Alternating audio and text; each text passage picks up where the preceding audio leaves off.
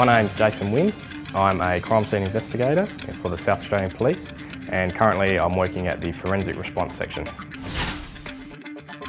Members of the Forensic Response Section are responsible for attending declared and serious crimes. So generally it'll be the murders for the state of South Australia.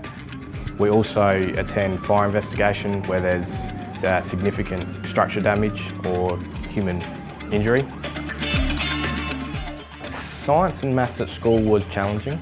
I did do biology right through to Year 12, and I did mathematics through to Year 12 as well, but I toned it down a bit in Year 12 because it was starting to get a little bit too difficult. I'm now doing further study through the Canberra Institute of Technology.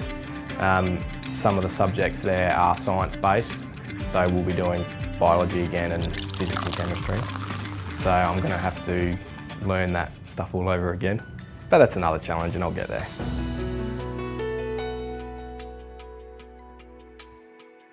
Being a police officer was a bit of a career path that I was interested in. I didn't join the police straight away. I went out and had a few different jobs doing different things, but then I decided that was what I wanted to do.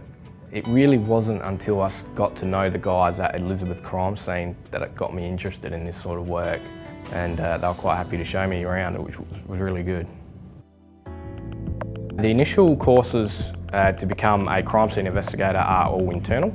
Once you're qualified, you have to then win a position as a crime scene investigator. It's a promotional position as well. So it's a bit of a waiting game. You sort of continue doing what you're doing, and when a job becomes available, you apply for it and hopefully win it. Within the section, we have certain disciplines that are spread amongst everybody.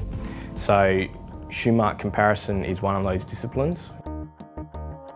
When we find a shoe mark that's been left at a crime scene, we record that shoe mark, and if an offender is apprehended at a later stage with some shoes, or they locate a pair of shoes, we can then conduct a comparison to determine if that was the shoe that left that shoe mark at the scene. As crime scene investigators, we have to be non-biased, so we need to think about the possibility that the suspect didn't commit this crime, and if there's any evidence that might show that. We can't go in thinking, hey, we've got an offender, we've got to prove that that offender did this crime.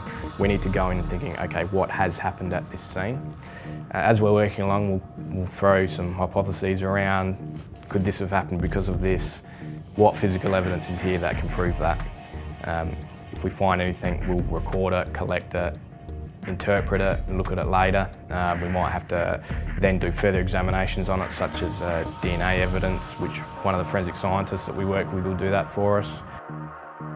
It doesn't just start and finish at the crime scene. Every job that we go to is different.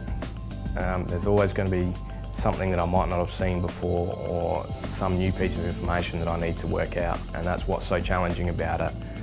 We could have one scene that is confined to one room, and then the next day we might go to a job which is spread over a whole street.